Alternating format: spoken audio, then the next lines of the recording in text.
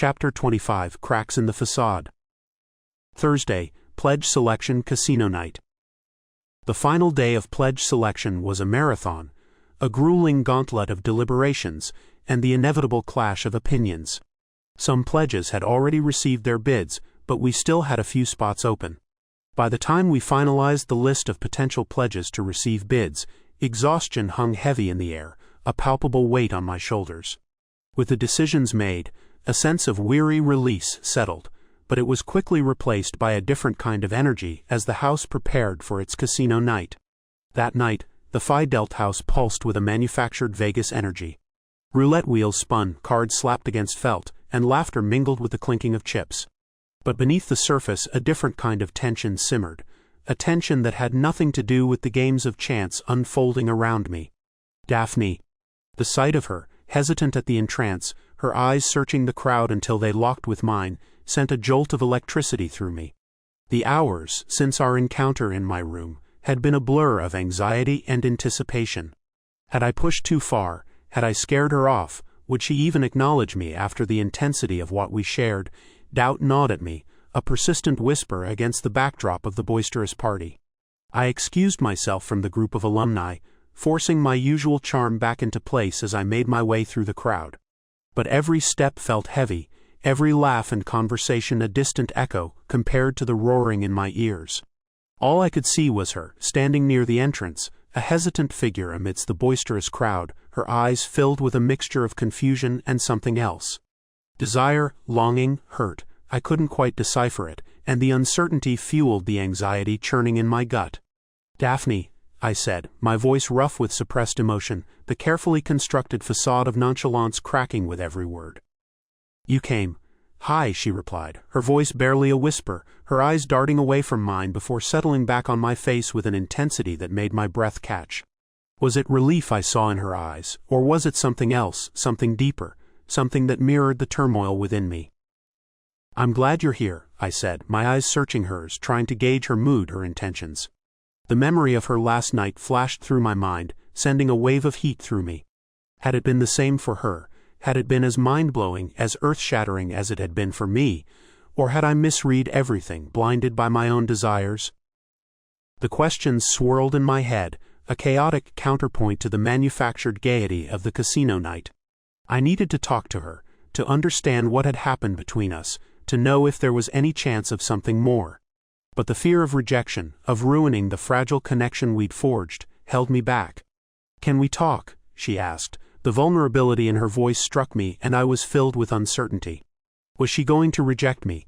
Did she want to pretend that the charged connection we felt last night never happened? The thought sent a wave of panic through me, a cold dread that threatened to consume me. My mouth ran dry, I couldn't speak. So I just nodded. I led her away from the crowd, towards a secluded alcove off the main hall, my heart pounding with a mixture of anticipation and trepidation. As we sat down, the carefully constructed walls I'd built around myself began to crumble. "First, let me say something," I began. I spoke of my regrets, the shallowness of the world I'd always known, the growing realization that I wanted something more, something real. I confessed my insecurities, the fear that I was nothing more than the image I projected, the golden boy with the perfect life. I told her about the pressure to conform, the expectations that suffocated me, the longing for something, someone to break through the facade. I spoke of my admiration for her art, for her strength and independence. I told her how she saw through the bullshit, how she challenged me, how she made me want to be a better man. I spoke of the way she made me feel seen, understood, desired. I told her how her passion ignited a fire in me, how her defiance inspired me, how her very presence made me question everything I thought I knew about myself and the world around me. And then I spoke of my feelings for her. The words tumbled out raw and honest, stripped of the usual charm and pretense. I told her how I felt when I was with her, the way she made me feel alive, the way she made me question everything I thought I knew. I told her about the way she consumed my thoughts, the way her image haunted my dreams, the way I couldn't seem to get enough of her. I told her about the way her laughter made my heart ache, the way her touch sent shivers down my spine, the way her scent lingered in my senses long after she was gone. I watched her as I spoke, her expression unreadable. Was she disgusted? Was she going to tell me to go to hell? The uncertainty gnawed at me, a knot of anxiety tightening in my stomach. But then, a flicker of something in her eyes. A flicker of understanding, of empathy, of something more. "Polo," she began, her voice hesitant. "Last night." My heart skipped a beat. Here it comes, I thought. The rejection. The condemnation. I braced myself for the impact, for the words that would shatter the fragile hope that had begun to bloom within me. But she didn't say what I expected. Last night was, she paused, searching for the right words. Intense. Intense, I echoed, my voice laced with uncertainty. She nodded, her eyes meeting mine. I've never felt anything like that before. Relief washed over me, so potent it almost made me weak.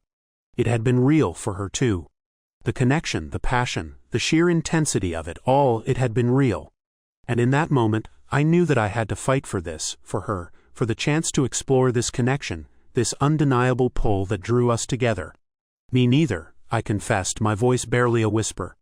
We sat in silence for a moment, the weight of our unspoken emotions hanging heavy in the air. The noise of the casino faded away, the clinking of chips and the laughter of the crowd a distant hum compared to the roaring in my ears. All that mattered was her, sitting across from me, her eyes searching mine, her expression a mixture of confusion and longing.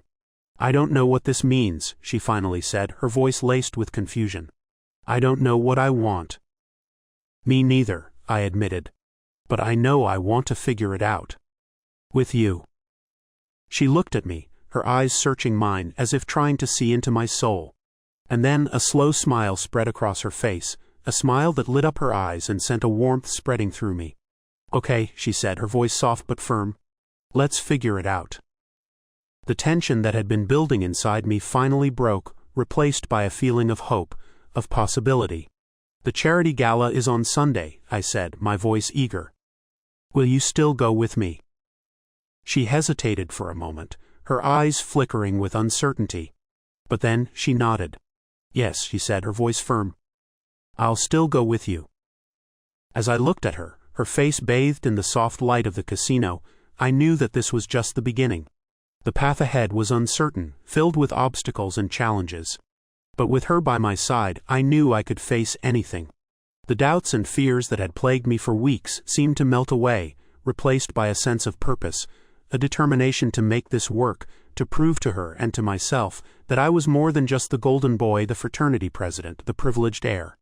I was Polo, and I was falling for Daphne, and I was willing to fight for the chance to see where this unexpected journey might lead.